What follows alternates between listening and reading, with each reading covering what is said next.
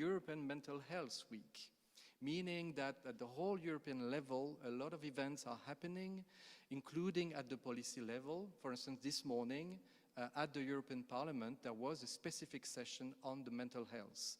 And those of you who were at the opening yesterday, we had one of the speakers, who is MEP Verheyen, who is actually the chair of the CULT committee. She in particular stressed the point of the importance of mental health. It's not just about physical health, it's also mental health. That's number one. Number two, those, and many of you were actually at the previous forum in Iași, Romania, the student voice session, and therefore the students, have raised student mental health as one of their priorities that they wanted us to work on. So that's also why we said this is indeed the topic for the next higher education roundtable. And the third one, that is actually absolutely not the least, is because from the very beginning, the EC2U Alliance is focusing on the United Nations Sustainable Development Goals, number 3, good health and well-being. And of course, as we all said, we can not only talk about physical health, mental health is absolutely a priority.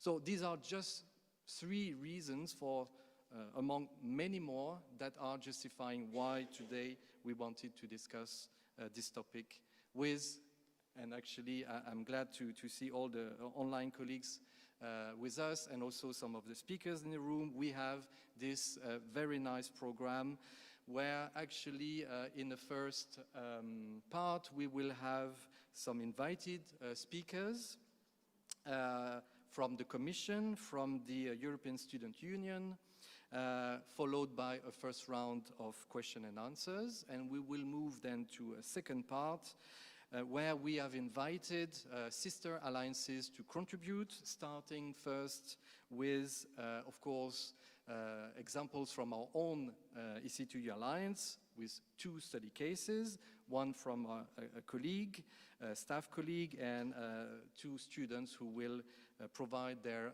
viewpoints on that topic. And then we will have, as we will see, some colleagues from other alliances who are also deeply involved in this topic. And of course, it will be followed by a second round of question and answers. So I count on you here in the room, but also the online colleagues will be very warmly welcome to contribute to the Q&A session. And then this will be the time for closing, but we are not there yet already. So without further ado, I would like now to invite the invited speakers to get prepared. And the first one will be the representative from the European Commission and the Director General on the Education, Youth and Culture. And I'm very pleased to call online Svein Hulstein, and you will actually present the European Strategy for Universities and its inclusion components. Svein, welcome, and the floor is yours. So if you want to share slides, if you have any, feel free to do so. Thank you. Thanks a lot, Ludovic. I won't be sharing any slides today, so I'll be a bit old-fashioned and do without. So, well, dear colleagues, first of all, I would like to thank you for inviting me to take part in this 6th EC2U forum. However, I'm very sorry that I'm not able to join you physically today. I would very much like to be together with you. I would also like to take the opportunity to congratulate the EC2U Alliance for your achievements and for your active contribution and continuous support of the European higher education agenda.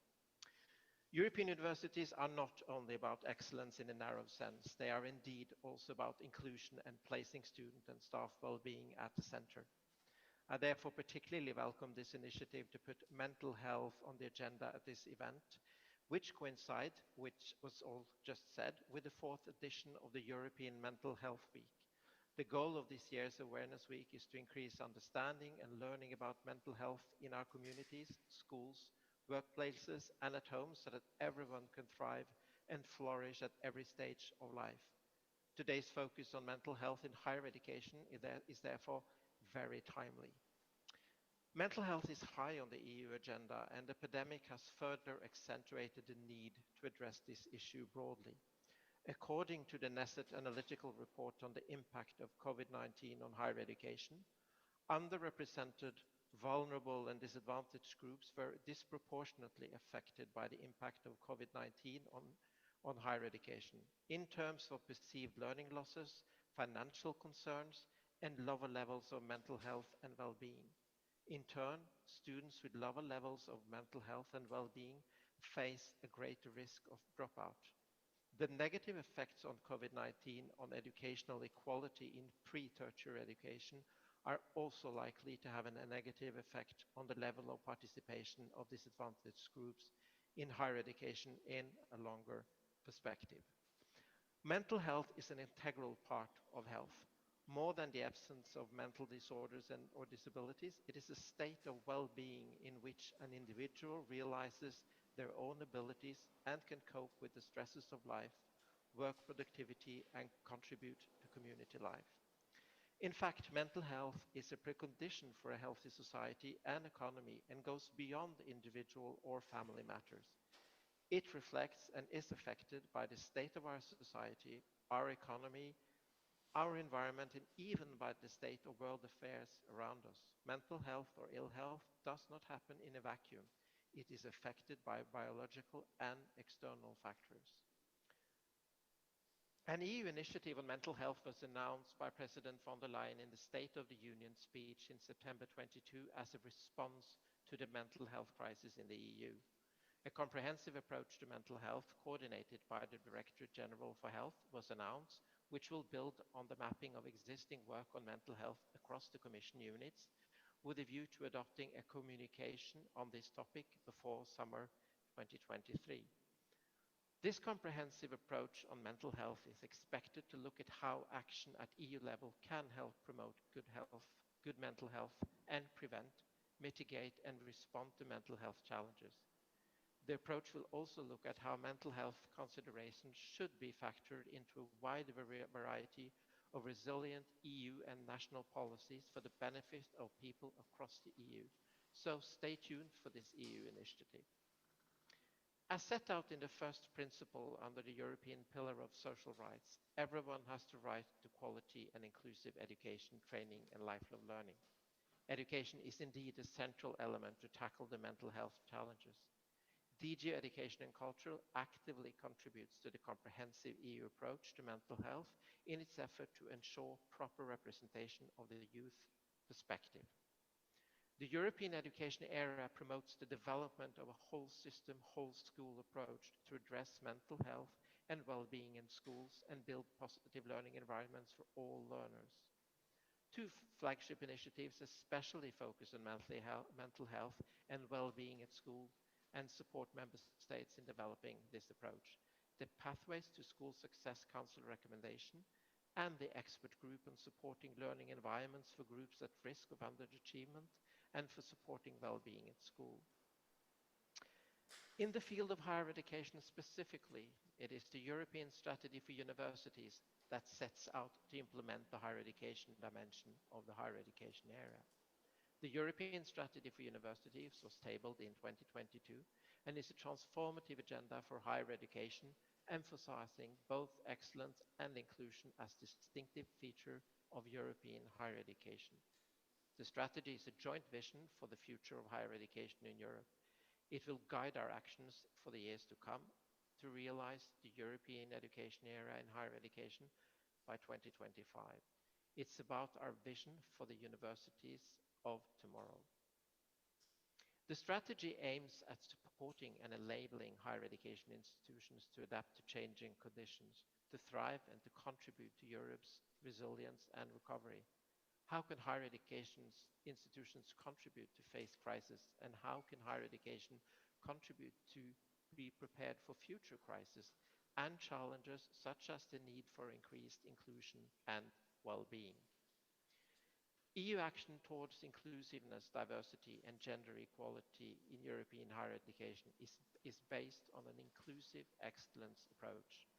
The EU promotes a vision of excellence that is open, fair, and spread across the regions, types of institutions, and across the four missions in a balanced way. The European model of inclusive excellence is strongly articulated also in the principles and guidelines to strengthen the social dimension of higher education in the European higher education area. Europe has a highly accessible higher education system compared to the rest of the world. However, disadvantaged or discriminated groups are still underrepresented among students, academic staff, and researchers. Therefore, equity, inclusion, and well-being are central elements in European policies. Higher education systems are also not adapting sufficiently to meet the needs of students with physical and mental impairments. The 7th edition of the Euro Student Report notes that the proportion of students that indicated feeling out of place in higher education is higher among students with an impairment than among their peers without.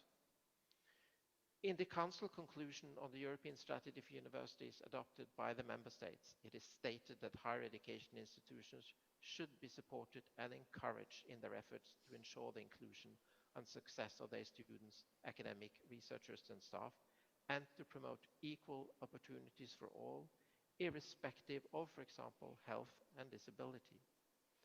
To these ends, the institutions should be supported in ensuring the well-being of all, and institutions should be encouraged to reach out to underrepresented groups in order to improve their access to higher education and not least help them to complete their studies.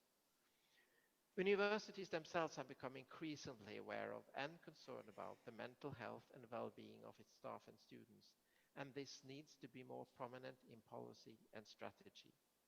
A holistic approach is necessary where mental well-being is embedded throughout learning environments, policies and practices. Often there is also a close link between student and staff well-being. Higher education student and staff well-being will also be central for the Commission in the time to come, and an analytical report is in the making with the aim to give us a good overview of the field and provide some key policy recommendations. To support higher education institutions in achieving the ambitions in our joint strategies, we have a fantastic EU program.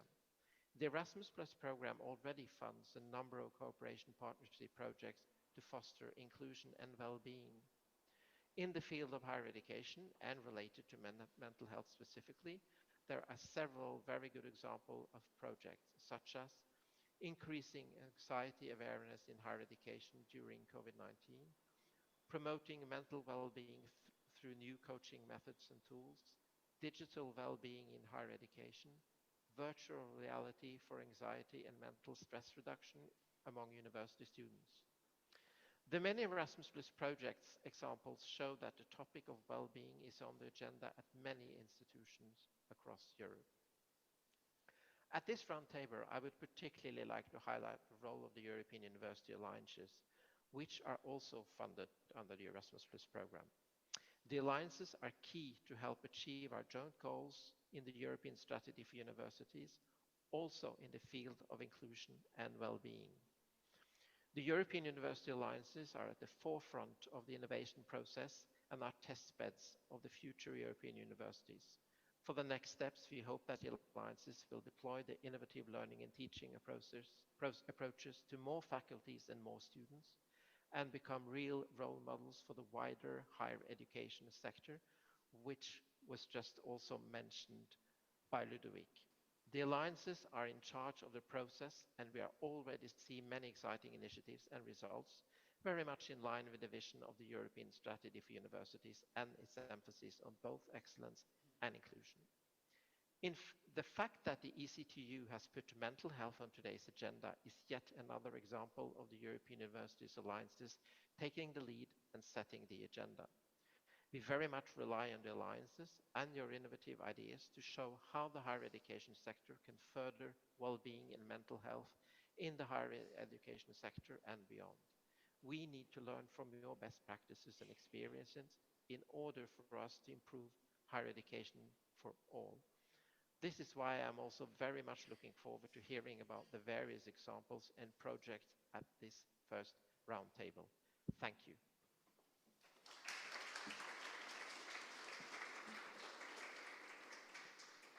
Thank you very much, Svein, for this very comprehensive panorama of policies and tools that the Commission is promoting at EU level. And as also take note of your support, and of course we are not surprised, to the initiative of the European University Alliances as indeed potential game changer on that field of mental health among many other highly important topics.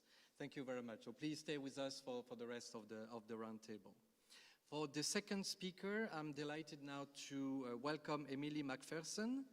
Emily, you are a member of the European Students' Union Board, and you will discuss about students in Europe should be thriving, not just surviving. And hopefully soon we will see you here on the screen. Should I do something? Thank you. Yeah, now we see you and hopefully we can hear you. Welcome, Emily. Thank you very much. Yeah, please. Thank you. I decided to make some slides, so I'm just going to share my screen. Lovely. Yeah, we do see your screen. Yeah, perfect. Thank you so much for having me, and I also wish I could be there in person. And I'm really glad that this is a topic that you're discussing, as it's something that's really important to students, as has already been mentioned before me. So first of all, quickly, a little bit about us. We're the European Students' Union. We represent 20 million students through our 45 national unions in 40 different countries across Europe, not just in the EU, but the whole European higher education area. And we promote all aspects of student life and make sure that students are included in all decision-making bodies at the European level. This year, we have been working on a resolution on student poverty. It's something that's really important. Students are facing multiple crises. We've just come out of the pandemic. Now we've got a war going on. There's cost of living crisis. And a lot of our member unions report that students in their countries have poorer mental health than age-matched peers. And a lot of it is down to poverty and all these crises going on top of trying to study. Students have always been a vulnerable group, and they are expected to live on noodles and ketchup in damp housing, and it's often romanticized that, you know, this is just part of life that you have to go through, and it shouldn't be like this. I've heard of students that are homeless, that have to use food banks, and, you know, one student I spoke to had to leave potatoes at the food bank as they couldn't afford the electricity to cook them. And I believe that, you know, living under such stressful conditions during these years where you're also trying to study and do the best you can, really can have a long-term impact on our overall health. I'm really glad that we're talking about this topic today. It is really important, and we all have a mental health, and I'm glad that you're here, and it shows this is something you're interested in.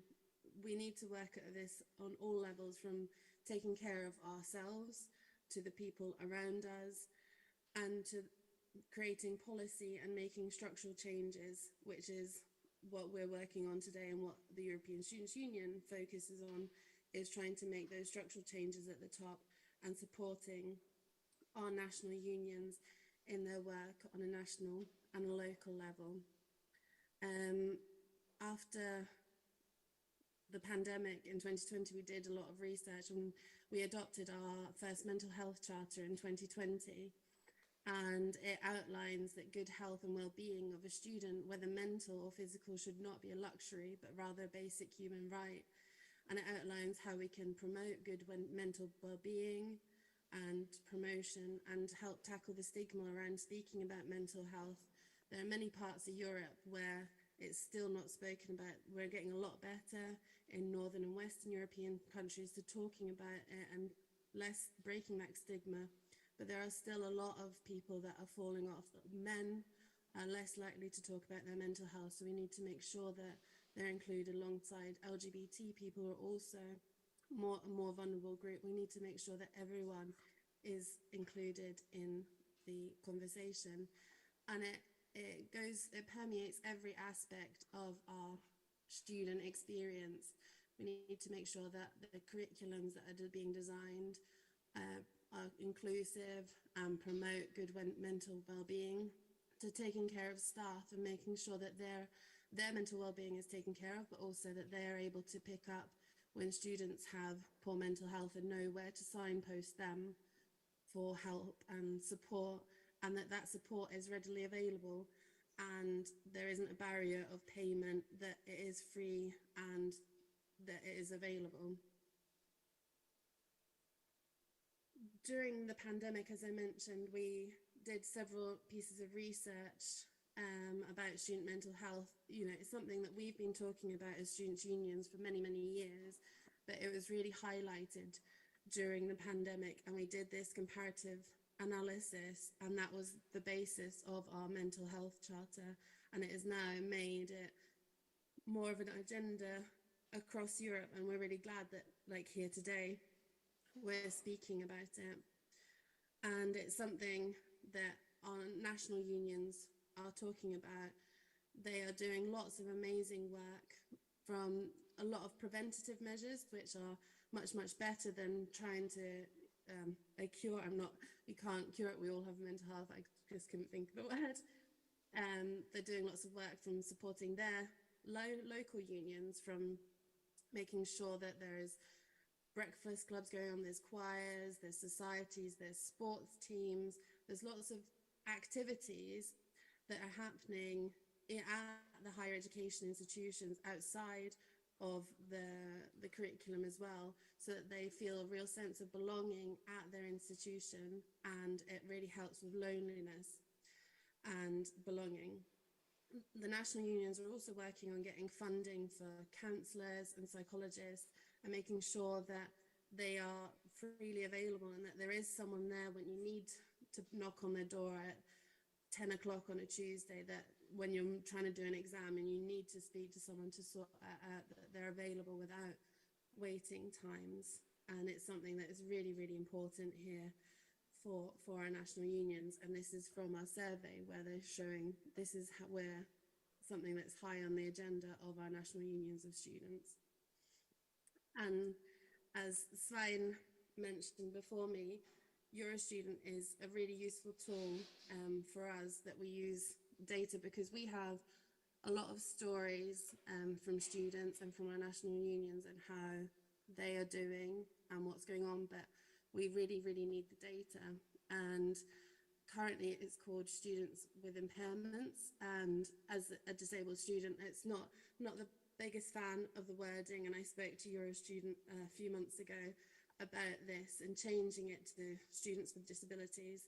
And one of the other changes they're doing is they're now actually going to look at specifically into mental health, because at the moment it's just part of this and it doesn't tell us the causes, and collecting data on the why the mental health and how and about the mental health of students, because that's a really, really important tool for us to take to the decision makers, so that we know how students are doing, so that we can make those real changes for them. And I'm really looking forward to reading, as Sam spoke about, the comprehensive approach to mental health that should be coming this spring, because I really think, like, all of us working together from at the program level at your higher education institution all the way up to the European level, like, I really think working together and including students at every level, we can really ensure that our students are thriving and not just surviving, because it's beneficial to them as individuals to be able to get a good education and have a future, and that benefits society. So thank you so much for talking about this subject today. It's really, really important for our students. Thank you.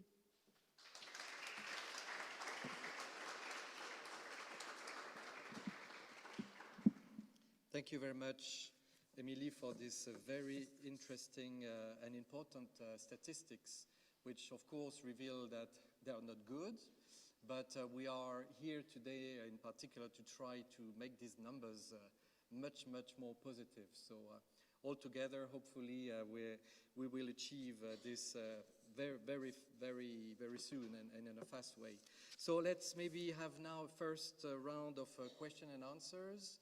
Here in the room we will have a microphone, so if you want to raise the hand, the mic will come to you.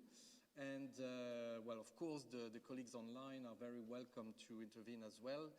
But I would like first to know if we have questions in the room. Don't be shy. The speakers are online, so you risk nothing.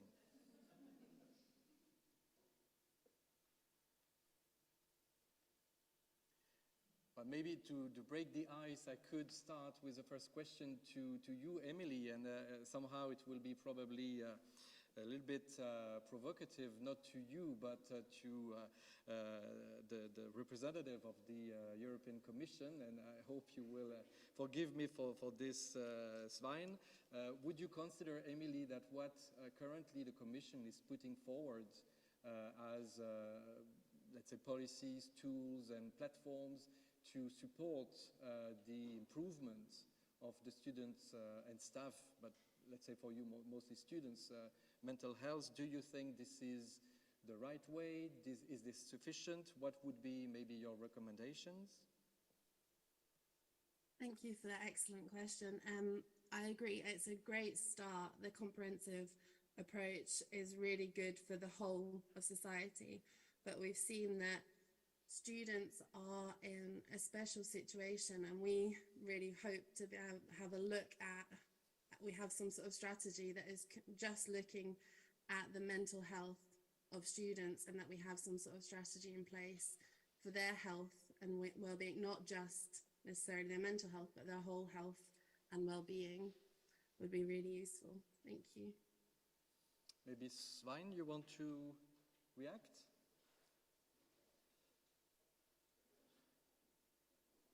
Yes, of course, there are ongoing processes at the Commission, as I mentioned. There's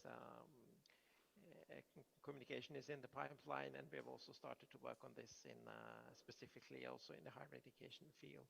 But it's also, of course, a need to see that kind of take this in a holistic approach, because there's a link between primary education as well as and secondary education and higher education. So we need to look at this in a comprehensive manner as well. But we definitely see a need to be more active in this field. However, at the same time, being aware that the higher education, both the system and the content, is the responsibility of the member states. But of course, we need to and we want to be active also in this field, in line with the European strategy for universities. That is a kind of a momentum also to look into the inclusive and in the well-being aspect. So I think definitely we'll have to be more in a kind of proactive in this field, but then in close interaction with the member states and of course the students themselves. Like to stress also the importance of EC2U being very active in all the various European fora and a very important stakeholder for us. So I'm sure we're going also to improve things and move forward on this issue that has gained a lot more importance after the pandemic. As I mentioned, that we've seen all the statistics, we're very much aware of the situation, and that this is something we need to look in together. And again, and also as I mentioned, and as you also mentioned, Ludovic, we also have high expectations when it comes to the alliances and their ability to show the way. I also remember vividly another event that took place in Budapest that was organized by Agnes on students with disabilities. That I'm sure that together we're going to move this portfolio and to a next step and improve higher education for all students and staff members in Europe. Thank you, Svein. And indeed, I think that's really a multi-stakeholders issue, and we need to make sure that we embark all the actors, including, as you rightly pointed out, the governments and member states that still have the prerogative on the higher education, indeed. But I think that there is a lot to learn from the alliances, but from the different countries, and I know that the Commission is also playing an important role in this momentum. So indeed, this is again a shared issue. There are actually many students in the room, so maybe as students you would like to ask some questions to the first speakers. Don't be shy, that's really the right moment to do so.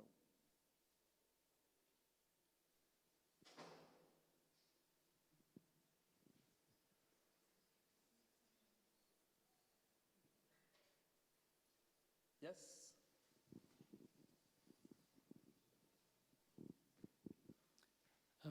Hello, my question would be to Emily, and I would like to know what's your opinion on a peer-to-peer approach. So when you see a colleague going through mental health issues or going through some kind of economic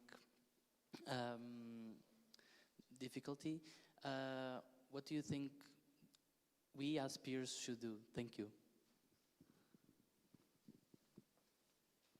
Thank you so much for that question. I think, that's where we have to start, is we all are friends and be good friends and colleagues with each other. That is the most important thing. And you have friends and colleagues around you all the time, hopefully. And then if that friend or if you as a friend feel like this is too much, knowing who to ask and where to go to for extra help, because you're not a psychologist, you're not a counselor, and you don't have to keep what's said secret, even if that person says, like, can we keep this between us? Like, if it is that serious and they're struggling, you need to help them get help. But first and foremost, take care of yourself, because you can't help. It's like the airplane, you need to put on your own mask before you help others, and it's helping them find the support. But at the end of the day, you need to find that support. That person has to find that support themselves and be open for help. I hope that answers your question. Thank you so much. Looks like. Well, thank you very much, Emily, and all the people involved so far. Well, I propose that we move now to the next session, but of course, the next part of the session, but of course, there will be a second round of question and answer, so you have plenty of time to also continue to think. And of course, we will involve in this second round of Q&As the first speakers. So Emily and Svein, you are kindly welcome to stay with us as well. So the idea of this roundtable, as I said, is also to provide the opportunity to sister alliances to showcase what are their good practices on a given topic. And today, the mental health of students and staff. And I'm very happy now to introduce all the colleagues from the other alliances, but of course we will start with EC2U, if you all forgive us for this. And I will now call on the floor here, because they are in the room, the first physical speakers.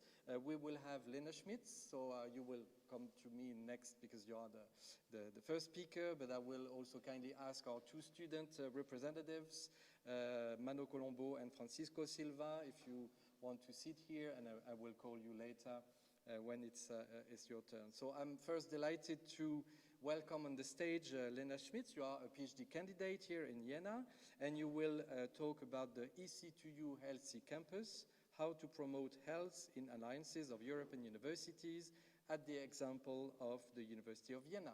Lena, the floor is yours.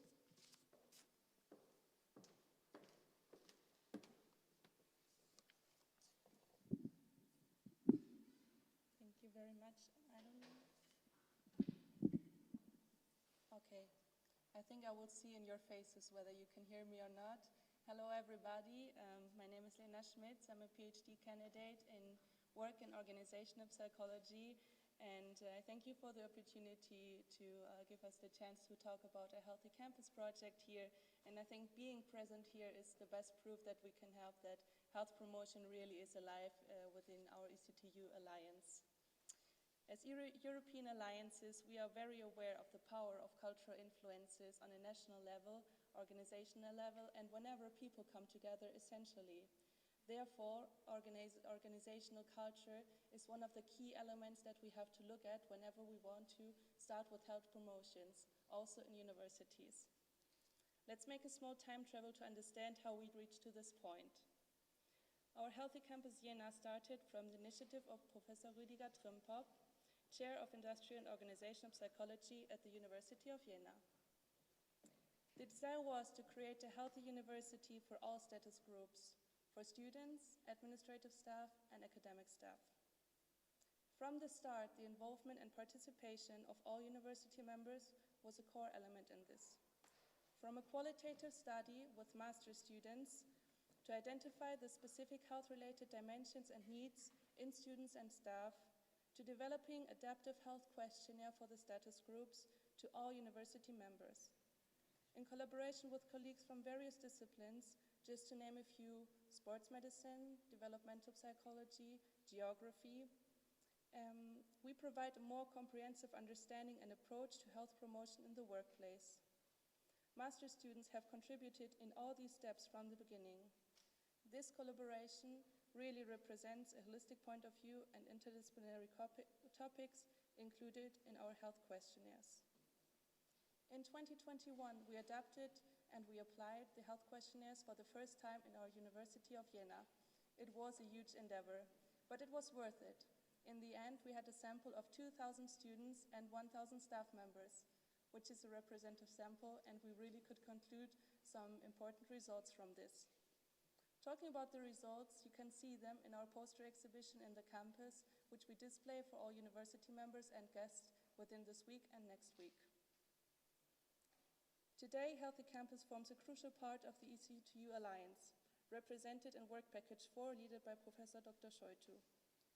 Within our EC2U Alliance, the Healthy Campus can grow in the academic fields as well, as it allows researchers to gather more data, enhance accuracy, validity, and reliability in the frame of health promotion. It offers us the opportunity to learn from each other, identify gaps in the existing systems, and develop strategies to address those gaps. International research on health promotion opens up the opportunities for students and faculties to work together on projects to support global health objectives such as the SDG 3. In conclusion, our Health Campus approach paves the way for the development of tailored interventions, encouraging a more holistic approach to health and ultimately promotes a better understanding of other cultures as well. All of this would not have been possible without the efforts made by all stakeholders involved. In the name of all university members, thank you for all your contributions. Let us keep working together to create healthier workplaces, studying conditions, universities, and a world. Thank you.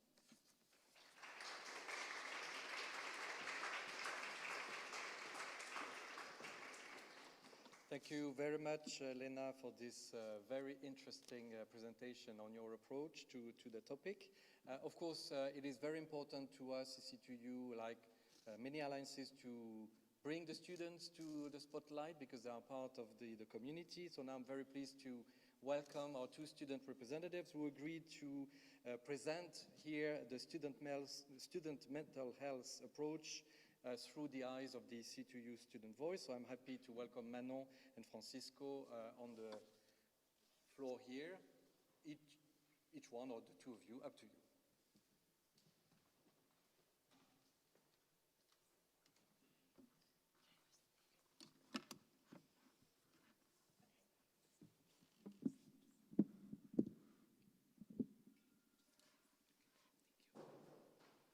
Dear colleagues, dear students, the concern about mental health in higher education students has increasingly been a priority topic in the discussion for student well-being, mainly since the pandemic of COVID-19.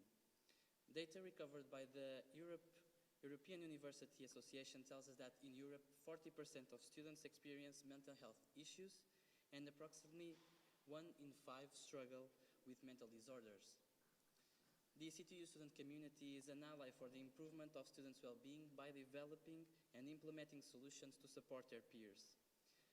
As time is limited, we want to highlight relevant student initiatives happening across our European campus of city universities, as well as state recommendations of what more we can do as an active community supported by the student community. So first, I'm going to talk about the Association of Students working in the field of well-being and psychology.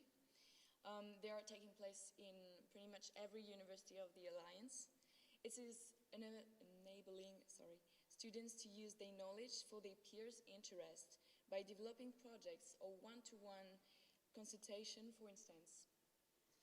In some universities, such as in Poitiers, this engagement is fully part of their training, as it is a requirement for them to conduct awareness actions, workshops, and training sessions, which give them basically a first overview of a potential career and allows the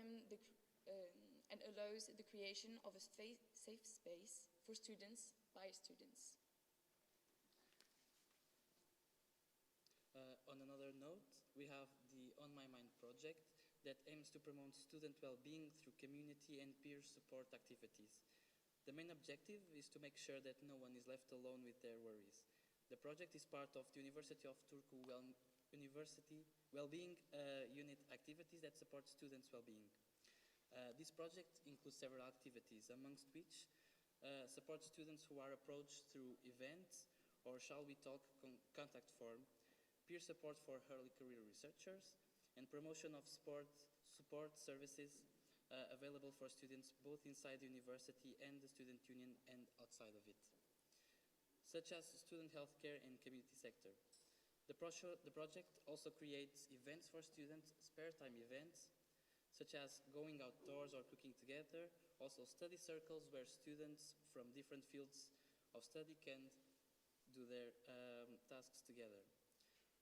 Also, SOS Student is a cultural section of the Coimbra Student Union that promotes an emotional support line made up of higher education students prepared to help those who need an anonymous and confidential space to vent.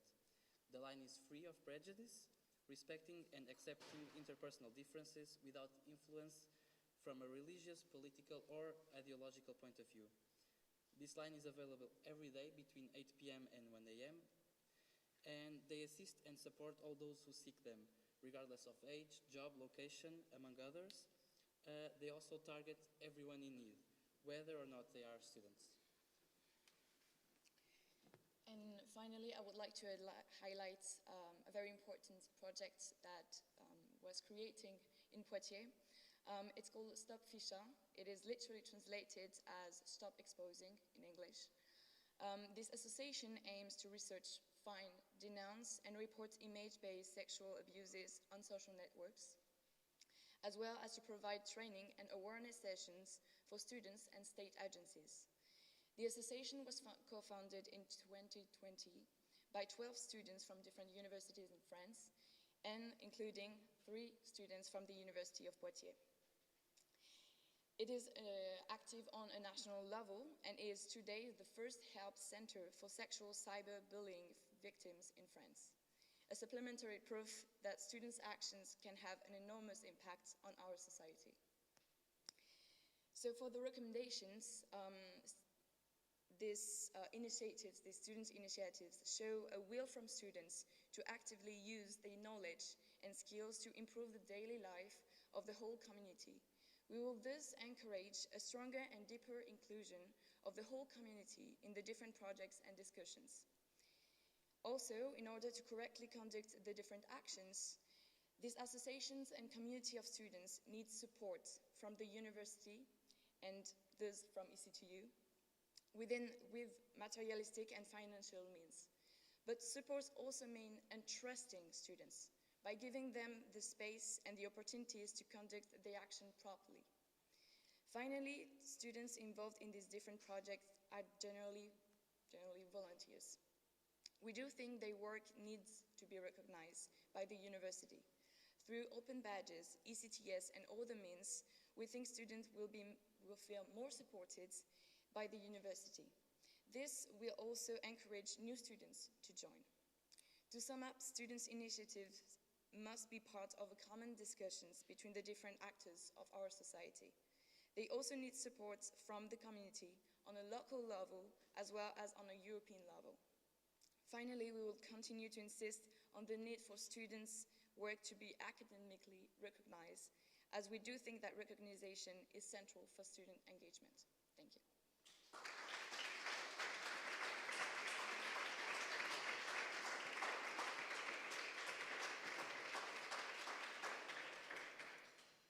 Very warm thanks, Manu and Francisco, for the very clear message, very clear recommendations. There is a lot to learn from students. We knew that. That is confirmed once again. Thank you warmly. Now it's time to welcome sister alliances in the discussion, and I'm very pleased to first welcome our colleague Graham Harrison from the UniWell Alliance. Graham, welcome on the screen for us, and you will actually present the well-being in the European University, the eUniWell experience. Graham, the screen and sound and hopefully image soon is yours. Great. And we do see your slides already. And I hope to see now the slideshow. Excellent. And can you Graham, hear me too? up to you. Great, thank you very much. And thank you very much to EC2U for the invitation to speak here. And it's a privilege to be part of this session and also to talk about the UniWell experience in this important area. So I'm going to sort of expand a little bit, but then come back the subject of the discussion to go from student mental health to broadly well-being. That's the focus of UniWell itself. And I'm pleased to see actually in a lot of the discussion we've already had today already, in some ways we've used that term interchangeably, but I think we've also expanded beyond mental health to have a broader definition, maybe holistic, of what well-being is. So let me talk a little bit about UniWell and how we see this. We look at well-being as a multidimensional concept. It goes from the individual all the way through society and to a planetary level. And it's an important topic for us. It's the core of what we do as an alliance. And it's also related to international institutions, of course, the UN, OECD, World Health Organization, and the European Union. And in fact, the Council of the EU said in 2019 that well-being is a principal aim of the European Union. So I think this is important in terms of the discussion here on mental health, which is not just in terms of the topical discussion, is both student and staff. So we look at the whole spectrum across the university community and in some ways use the university as the model for broader society. So from our mission statement, the idea is to understand, improve, measure, and rebalance the well-being of individuals, relevant here, community, society, and the environment at different levels. And in particular, we also focus within our university communities on promoting an internal well-being for each student and member of staff.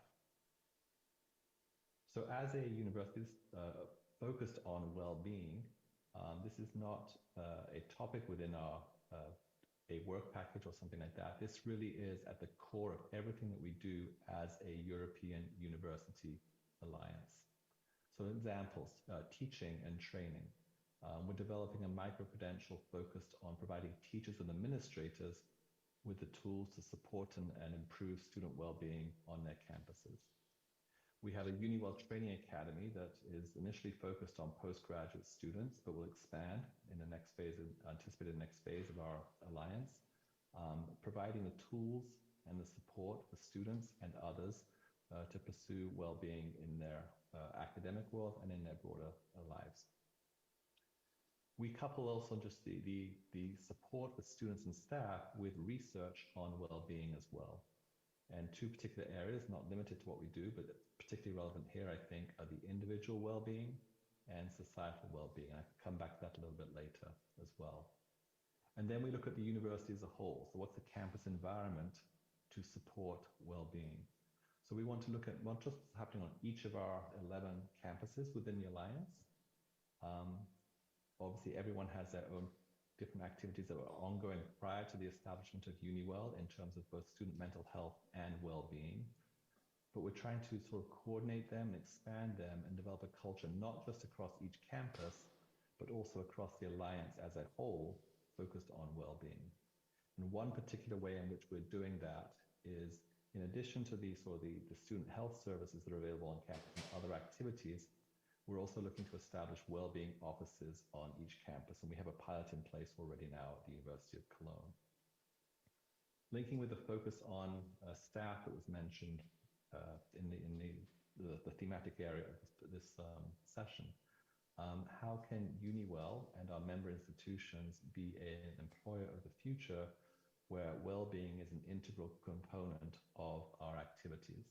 So we look at the university as a model. It's a particular system that has students, staff, alumni, and engagement with the broader community, and also, of course, broader society.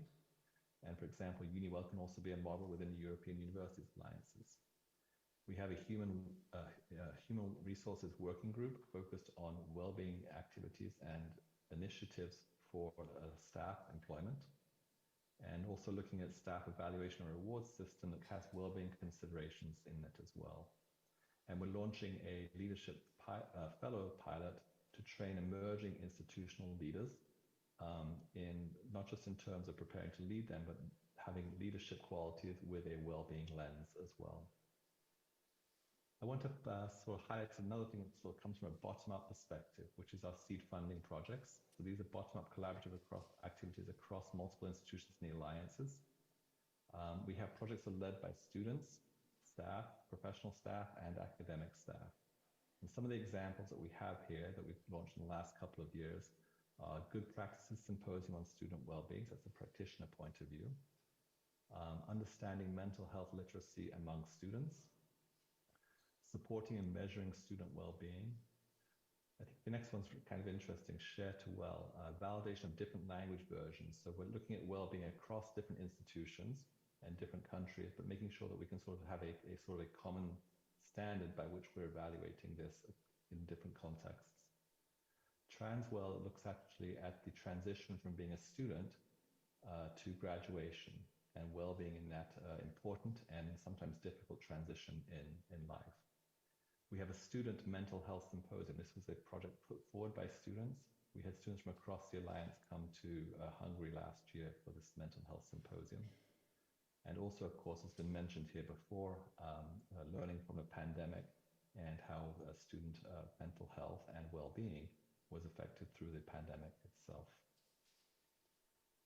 So our ultimate vision is to create a world in which individual, societal, and environmental well-being are in synergy, and we flourish and prosper together. And thank you very much, and I look forward to the remaining presentations. Thank you.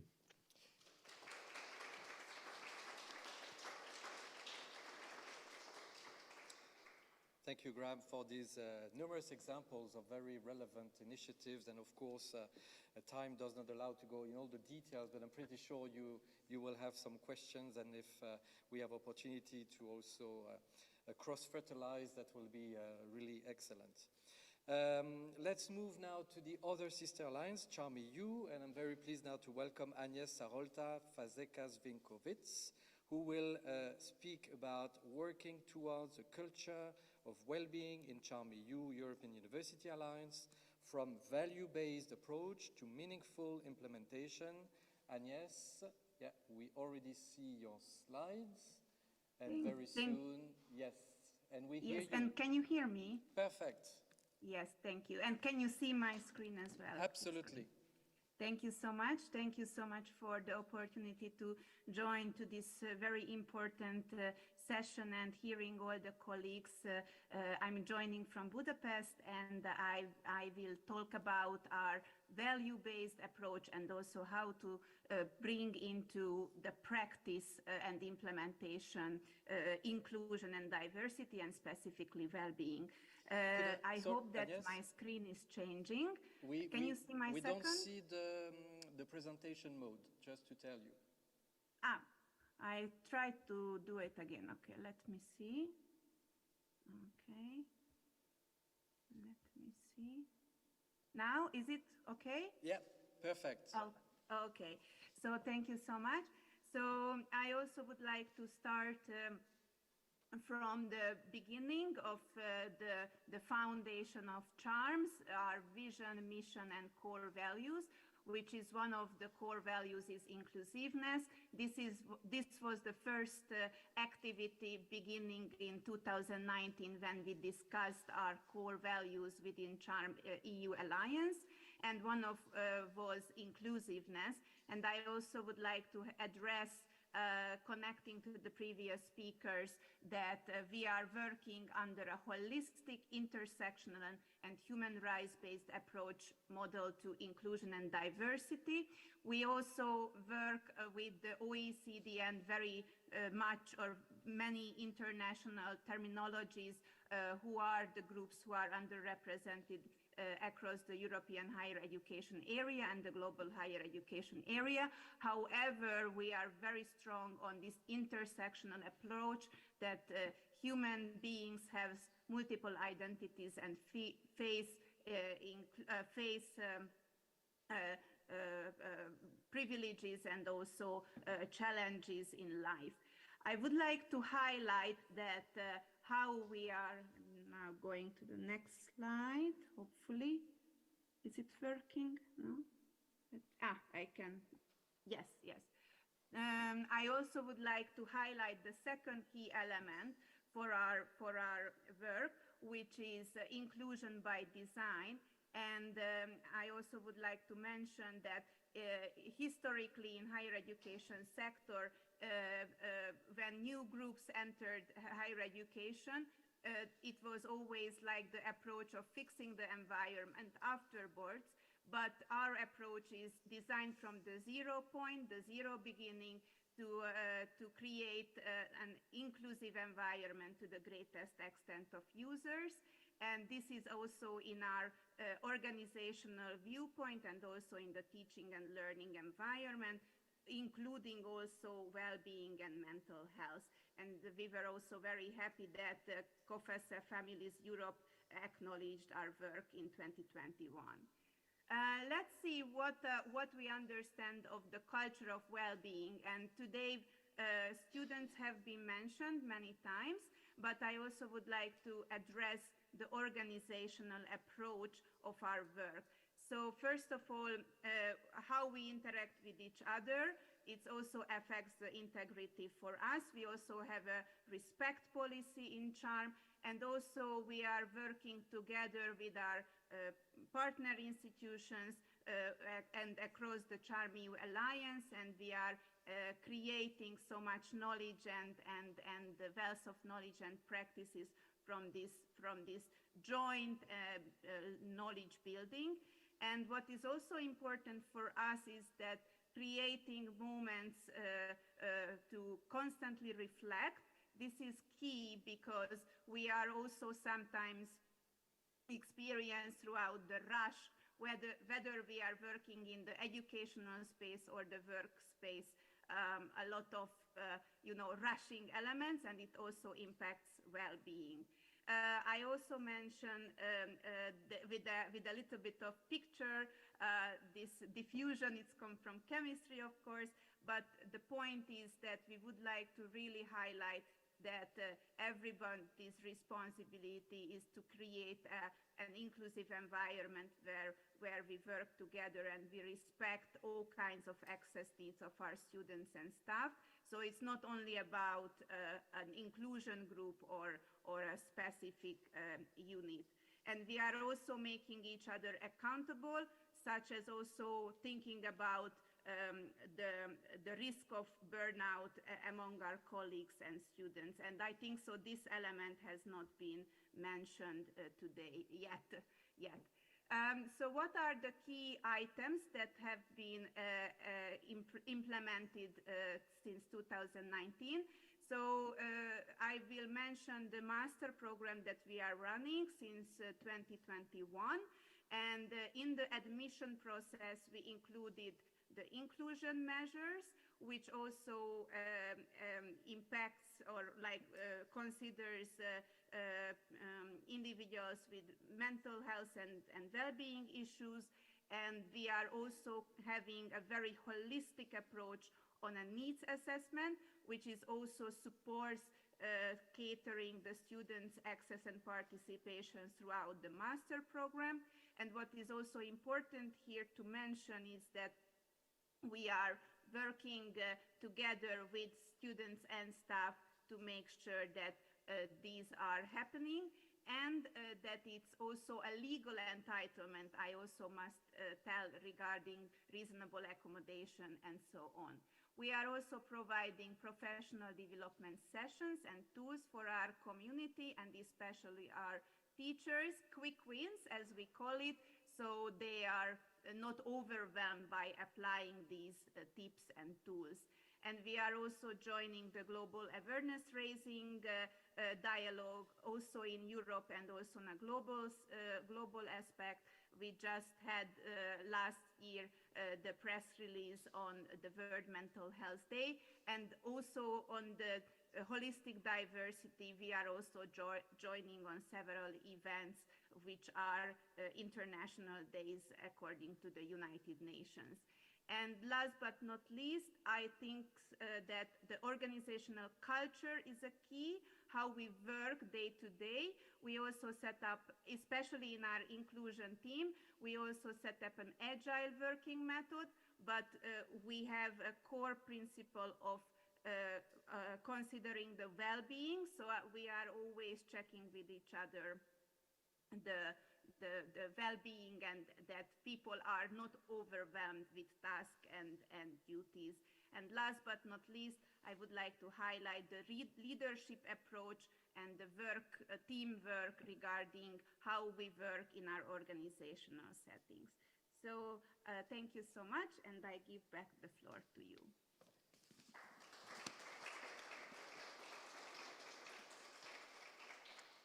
Thank you very much, Agnes. Very, very interesting.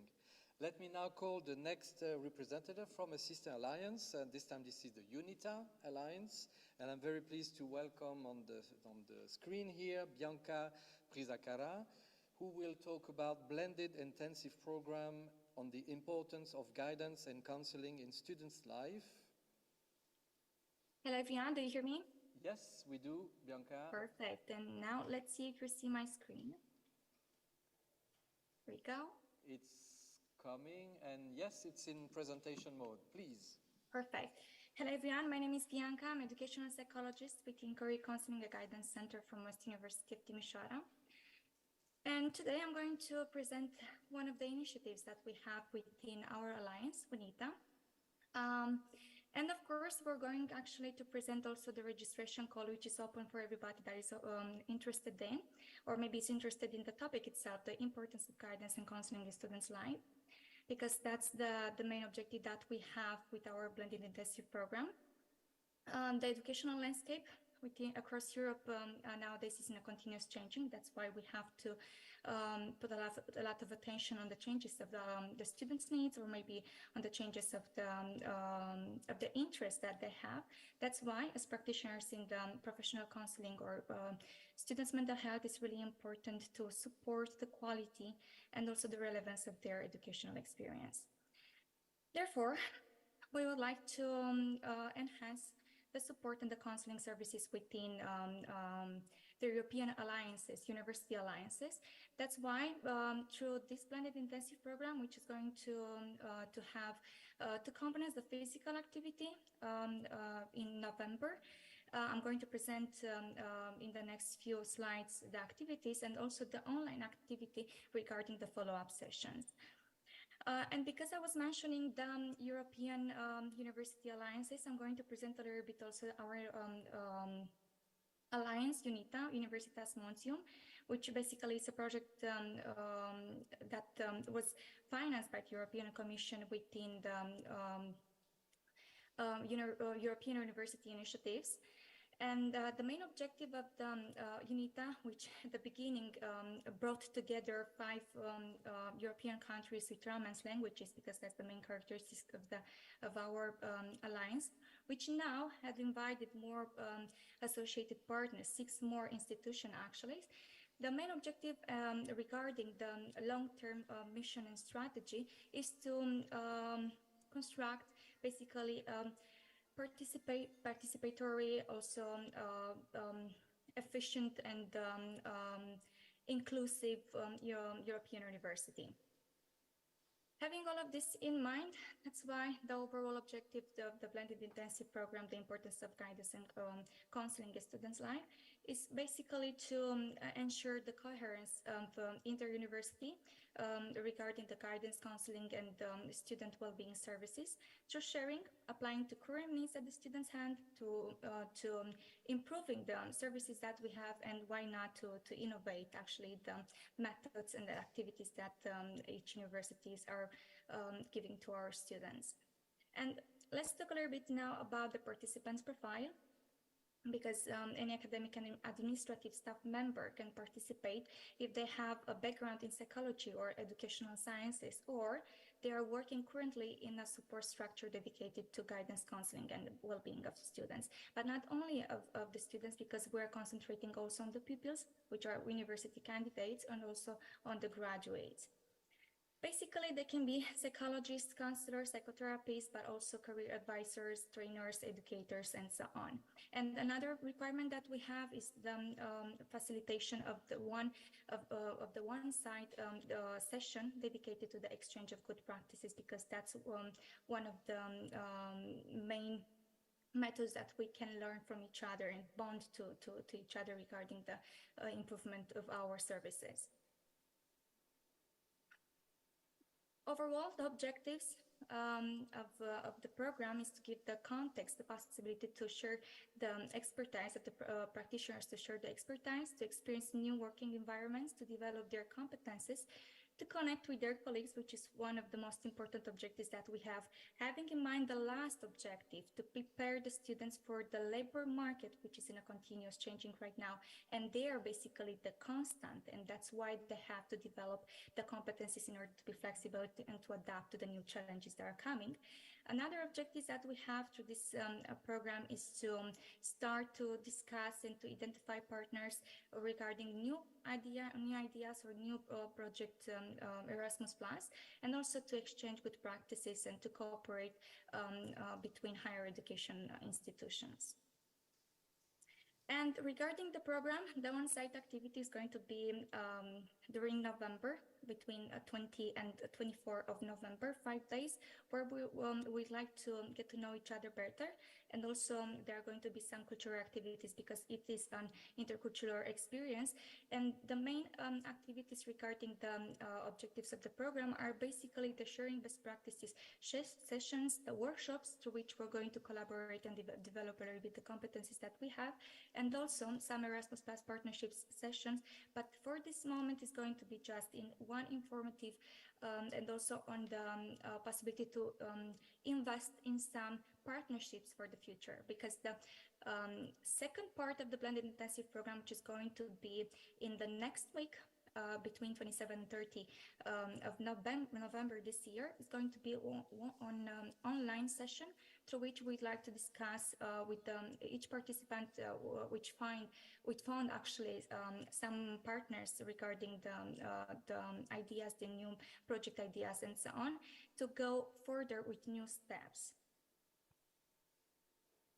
And having all of this in mind, through our blended intensive program, basically we like to connect the practitioners, the colleagues in the field of guidance, counseling, and students' well-being, because basically we'd like to have to construct basically the confidence to call within the alliances, not only on the alliances that our university is making part of, but also in the educational, European educational environment, because it is really nice to know that you have a colleague there, and you can call for support to work together, because in this way we can facilitate an inter-university European development of our students.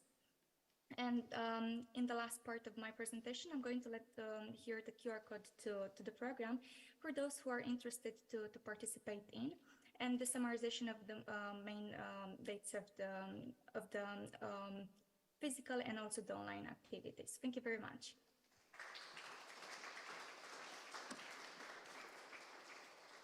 Thank you, Bianca, for this invitation to this very interesting blended intensive program. Hopefully some people online and in the room here will indeed join you, and will post all the information that you will provide. The last speaker of this session is from another sister alliance, Unite, and I'm pleased to welcome now Lucy Giraskova, who will speak about the update, about the concept and the strategic planning of Unite Wellbeing Expert Team. Lucy. Good afternoon, everyone. Good afternoon. Can you hear me? Yeah, we do see you. Okay, lovely. I will share the screen with my presentation. So. Yes, we see the Good. presentation. On. Perfect. Lovely. So thank you very much for having me here. I'm briefly going to present the 3 points regarding the well-being within the Unite Alliance. First of all, I would like to situate our work about well-being and the whole Unite missions and work. Secondly, I will focus on the work with the community inclusion, diversity, and well-being. And the third part of my presentation, I will focus on exactly what we are going to do and what is our methodology. So here you can have a global picture about our different communities within Unite, and you can see in yellow there is an inclusion, diversity, and well-being community that works closely together. We have different expert teams, and obviously it has been mentioned at the beginning and through all your presentation, inclusion and well-being are closely linked. So what is also important to underline here is that we have intentionally not put the inclusion in the middle, in the center, but as a transversal community that concerns all.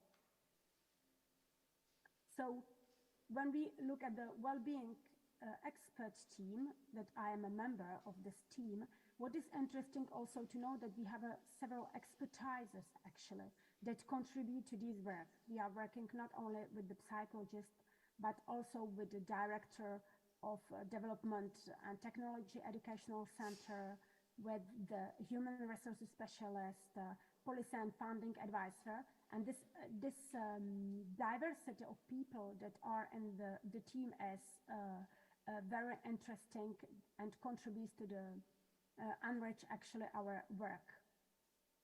So this is about the overall work in Unite Alliance, the Community 3, inclusion, diversity, and well-being. The goal, as you can read, is to really act as an interlocutor to all, to foster the transversal implementation of inclusion, diversity, and well-being in all communities, and ensure that Unite offers an environment where everyone feels welcome, is respected, and is able to participate, to foster this environment of resilience and progress, that everyone feels integrated. Our intentions were to focus on standardization and harmonization to build up a more structural and systematic alliance, and also to contribute to the broad participation of students and staff in all activities. As it has been mentioned previously, it is very important that all actors contribute to this work, and we are closely working with the students and with the teachers as well, and the researchers, and really trying to bring the diverse community to this work. The goal of the Community 3, inclusion, diversity, and well-being within Unite, is to make operational virtual Unite Welcome Center and Unite Virtual Inclusion Office, and implement an overall well-being strategic framework for students and staff within Unite Alliance.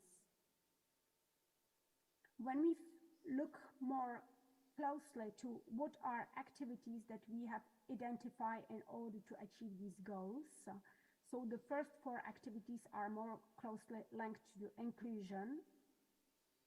We plan to develop a diversity and inclusion common repository, develop, plan, and execute training on inclusion, diversity, equity, and accessibility. We know how much it is important to be trained about these topics and then spread the information around. Another activity that we have chosen is to design a Unite Diversity and Inclusion certificate program for faculty, staff, and students. And the activity 5, 6, and 7 are really focused on well-being, development of well-being strategic framework for the Unite community, and I will say more about that. Design a Unite well-being guide, organize well-being specific support program, and the other activities are linked for welcoming all the Unite members to prepare a Unite welcome kits, develop Unite student engagement, and organize specific events like welcome journey strategy that will actually help us to identify these events. So these are the overall activities that are going to be implemented by the Community 3 Inclusion, Diversity and Wellbeing within Unite. And now I will go a little bit in more details to the activities that are going to be run regarding the well-being. So the activities about the well-being strategic framework, here the idea is really to see what might be the new hybrid interventions, new tools, training, and services to support mental and physical well-being. What are the main determinants actually that support this mental health, creativity, food, leisure, mindfulness, resilience activities, and sport? Take all these variables into account and plan, design, and run the awareness campaigns, mobility events, and field trips with support to the action. We have already planned or we have suggested within our group to organize the staff week and to work deeply during 1 week together and on this strategic framework. Another activity that we are working on is to design a Unite Wellbeing Guide. The idea is to propose and establish well-being strategies to raise awareness and enhance mental and physical health. And ideally, we do hope that it's going to be included in each partner's member strategies and planning. Once again, we involve students in this task in co-creation, design, planning, implementation, and evaluation phases of the strategy. Evaluation is very important for us to see if the actions that we propose has impact. The results of this action is going to be a guide that will be disseminated as a white paper with other European higher education institutions. And another action that we are going to do and work on is these well-being specific support programs for different study cycles, for different public as well. We plan to establish some psychological or counseling services in different languages for students. Lucy, could I ask you to quickly wrap up? Yes, I have my final, this is Great. Our methodology. I'm finishing here. So the goals are support physical and mental health prevention, making ourselves sustainable, organization well-being. We gather the existing guides and surveys to identify the top 10 best practices, and your sharing and your presentation are very inspiring, and we will work on that, and I will share with you our work. And this is my presentation. Thank you for your attention.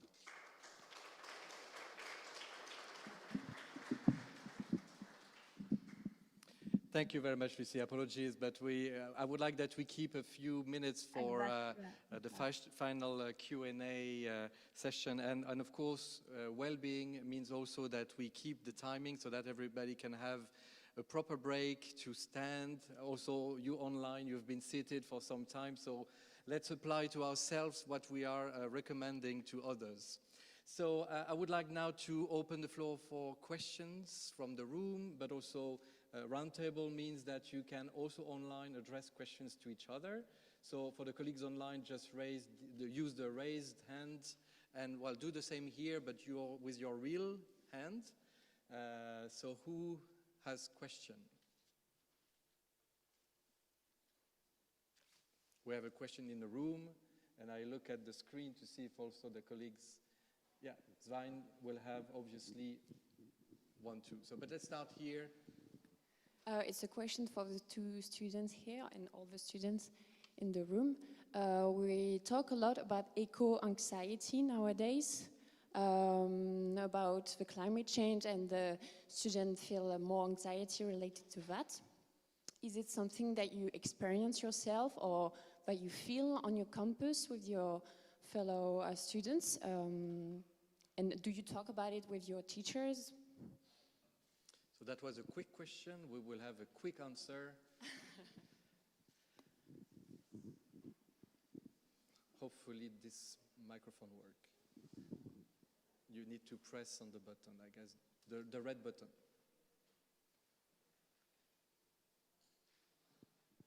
If not, just come next to me. That will be the quickest. Oh, no. Or there is another one coming to you. So we are also pushing our colleagues to do sport. Thank you for your question. I think it's indeed central in our daily life because we are impacted already by it. I think students are very concerned about it, and many activities and projects have been put and created on these aspects. I don't have exactly like all the projects in mind, but I think it will be a very great development to have this kind of project that will have at the same time this environmental perspective and this well-being perspective as well. So on the side of the University of Coimbra, we are very proud to be one of the most sustainable universities of Europe and the most sustainable in Portugal. And I know that we now have implemented the Sustainability Office to address these questions and make the community more aware. So yes, we talk about it. Thank you very much. Svein, you wanted to probably raise a point or a question, please? Yeah, just a quick question. It was, thanks a lot for very interesting examples here. Just one follow-up question. It's for Graham and the Univel. You mentioned that you have established so-called well-being offices, and I think the first one is up and running was at the University of Cologne. I was just wondering, could you say a little bit more on what these offices, what will be their role and what kind of scope? Is it like an ombudsperson, or what's the plans for these offices? So that was once again a quick question, and that will be now a quick response from Graham. Yeah, this is a pilot at this point. We have a commitment to establish them across the Alliance. What we want to say is that it's not just a student health center. It's not just mental health counseling that's available. We're looking more broadly at what well-being is and providing both a physical presence place and also the links to resources across the different campuses and across the Alliance as a whole, actually. So it's in some ways, it goes along with some of the things we've been talking about here. It's holistic. It's not taking the place of other institutional resources, but it's a resource that supports more broadly student well-being and also staff well-being. So I should emphasize it's not limited to students in the university environment. It's not seen as an ombudsperson role. It's more as a resource for the university community. Thank you, Graham. And while the microphone is slowly joining our colleague here in the room, I think that's also why, as you have seen, the idea is that today's topic was about the mental health of student and staff, meaning that this is indeed, let's say, a broad community issue, and in particular, Agnes, you raised that point very nicely.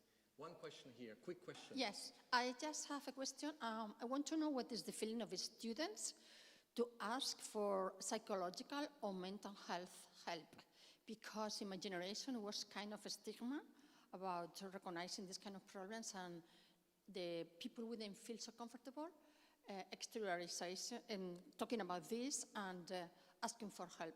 How do you guys feel about this in your generation?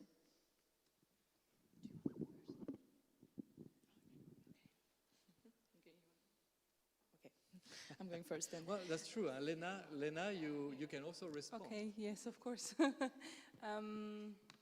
Well, indeed, I would like to say that everything is already different than the experience that you had, but it is not quite like that. We are working, we're on the right path, but it's very, as I've also said earlier, it's a cultural thing as well, and we don't have the national cultures, we have the cultures within the faculties, for example, depending on how the leadership is also dealing with these questions, how your family and your friends deal with these questions. So it's really important that we also find interventions that meet these cultural approaches within the university actions. And in the staff, it's the same question as well.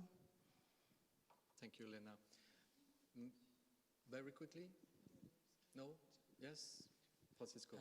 Quickly. I think mental health is still perceived as a stigma, but we are slowly breaking the barrier.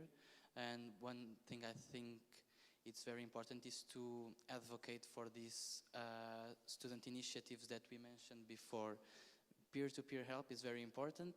And also I think that these helplines that are anonymous are also very important to break the stigma and to help people that feel the stigma and don't feel comfortable to address it publicly and have a comfortable space to address it privately and with professional help. Thank you. We will have a last question or comment from Emily.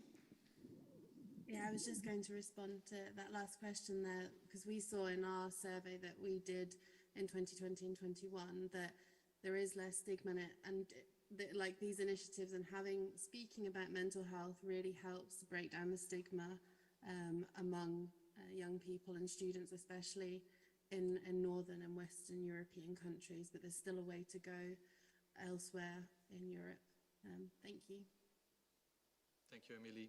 So, well, actually, as a concluding remark, I would say that, well, we have seen today very, very interesting examples of concrete actions, but also policies that are trying to really embrace this whole issue about the mental health and the broader concept of the well-being of the communities. So we hope that these actions will really pave the way towards a more systemic approach to this very important topic, and hopefully this will become soon a normality, let's say. And I can finally say that I have no problem telling you now that my own personal mental health is asking for a break. So I will just tell now that I warmly thank all the online speakers, the on-site speakers, the people in the room, the people online. Thank you all. Thank you for this very interesting higher education roundtable. And I just wish you all a nice end of afternoon. We have a break here, and see you very soon, all these sister alliances and colleagues at the Commission and European level. Thank you all.